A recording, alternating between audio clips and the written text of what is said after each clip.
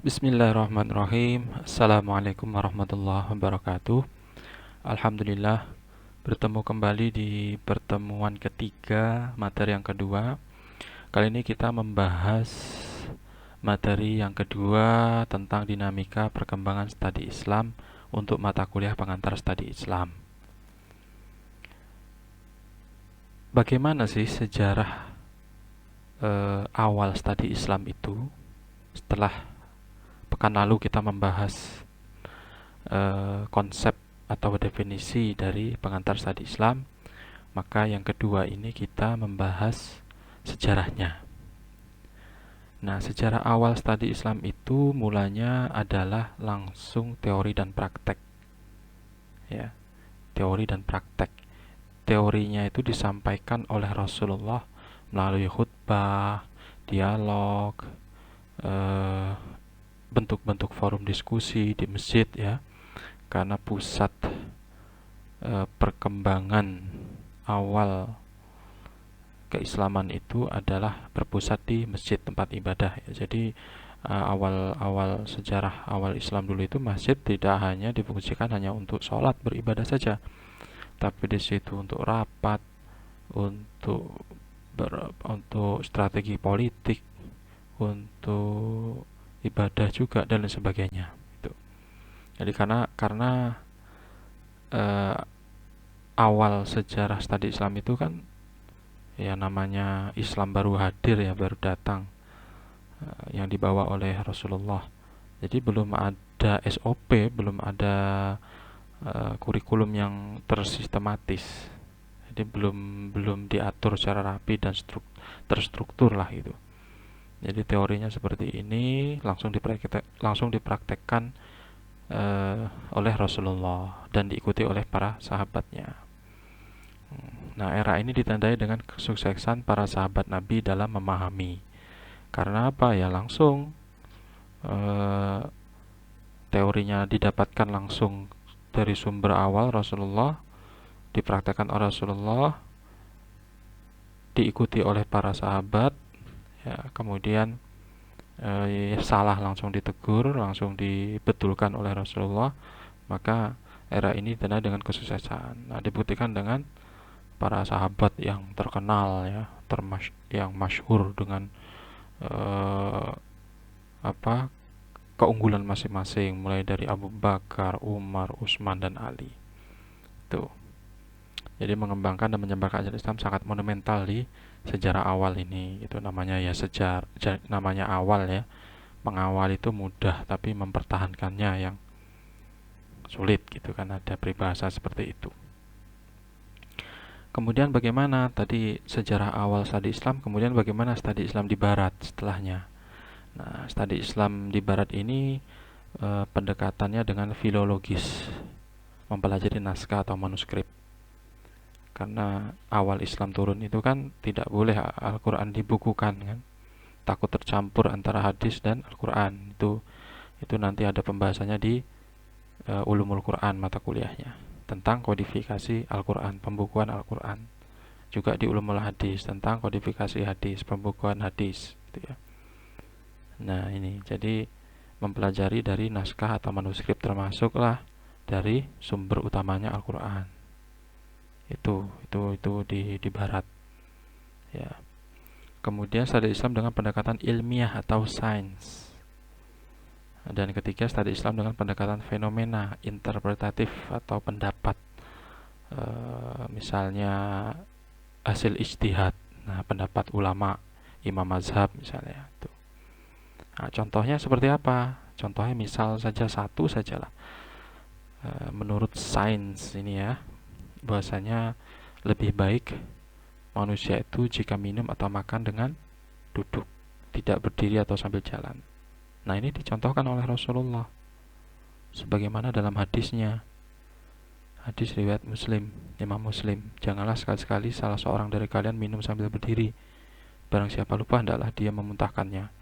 Saking pentingnya minum atau makan duduk, tidak boleh berdiri. Nah, ini kenapa? Dalam sains kedokteran misalnya, dalam ilmiah, jika minum sambil berdiri, maka air akan masuk ke tubuh tanpa ada proses yang penyaringan terlebih dahulu. Saat minum dengan duduk, air akan disaring terlebih dahulu, kemudian dialirkan pada pos-pos penyaringan sebelum masuk ke ginjal. Nah, kalau berdiri, minumnya langsung bablas ke ginjal. Makanya orang sekarang itu kan sakitnya macam-macam. Karena selain makanan yang semua kimia ya, nah sunnah-sunnah Rasul seperti ini itu yang kemudian terbukti dalam sains keilmuan Barat itu ada manfaatnya gitu loh. Nah, ini akhirnya dibukti, termasuk juga misalnya tidur miring sebelah kanan, kenapa itu ya? Itu ada kemudian dibuktikan dengan pendekatan ilmiah sains. Ini studi Islam di Barat sampai sekarang masih. Tuh, sampai sekarang masih ya. Yang ramai sekarang ini adalah lensa kamera itu ya, yang ditemukan oleh ilmuwan Muslim awal mulanya saat berada di penjara gitu ya. Ada bayangan yang masuk, sinar yang masuk, bayangan, kemudian ditemukanlah itu lensa kamera pertama kali oleh ilmuwan Muslim, justru oleh ilmuwan Muslim. Termasuk nanti juga ada pendiri Facebook yang juga menggemari atau takjub lah kepada Al-Khwarizmi, ilmuwan Muslim juga yang menemukan angka pertama kali gitu ya. Tuh. Nah, ini juga misalnya tidur dalam pendekatan sains ya, studi Islam di Barat tuh seperti ini sekarang dibuktikan secara ilmiah. Jadi sunnah Rasul itu kenapa aku seperti ini sih? Nah, atau bahkan tanpa sengaja meneliti tentang kesehatan, rupanya Rasulullah atau Islam sudah mengajarkan 1400 tahun lebih yang lalu gitu. Tuh ya, ini kenapa kok manfaat tidur miring ke kanan, mengistirahatkan otak kiri, mengistirahatkan kaki kiri, mengurangi beban jantung, menjaga kesehatan paru-paru, mengistirahatkan lambung, dan pasti banyak manfaat lainnya. Ini gambarannya ini.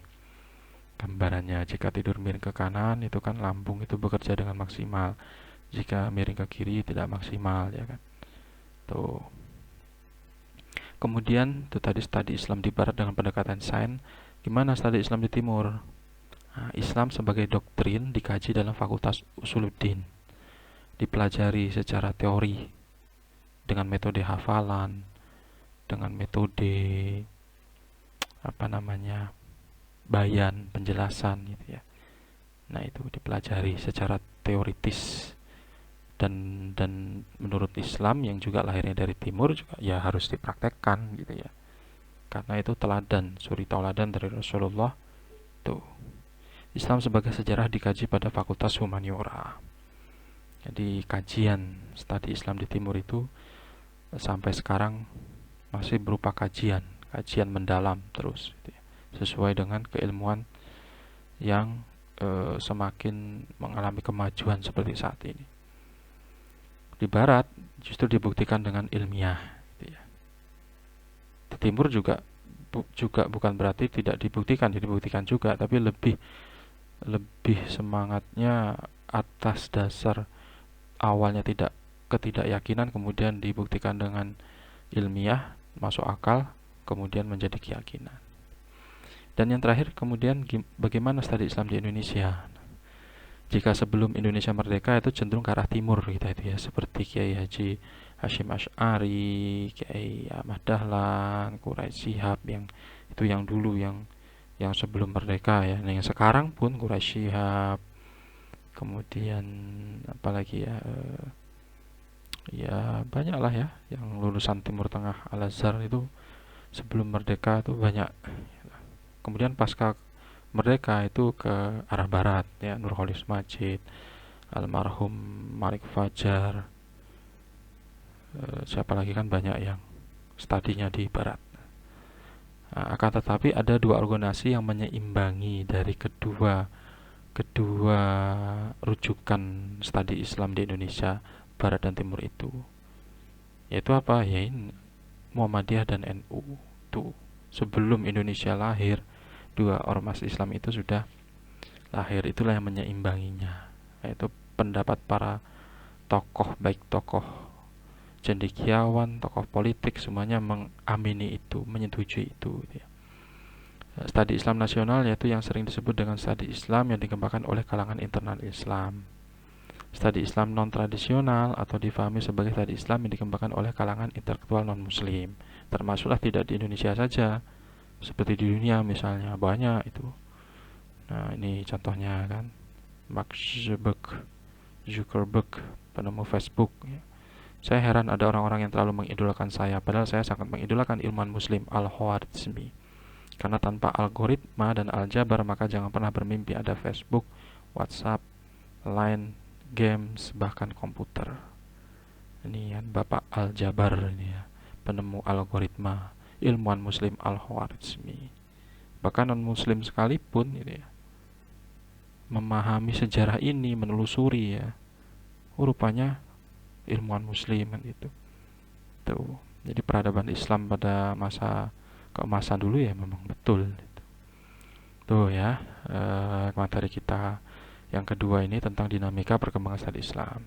Silakan teman-teman yang belum dipahami, yang ingin ditanyakan, kita diskusikan di Google Classroom di kolom komentar. Kita akhiri perkuliahan ketiga ini dengan bacaan tamit hamdalah. Alhamdulillahirrahmanirrahim. Saya akhiri. Wassalamualaikum warahmatullahi wabarakatuh.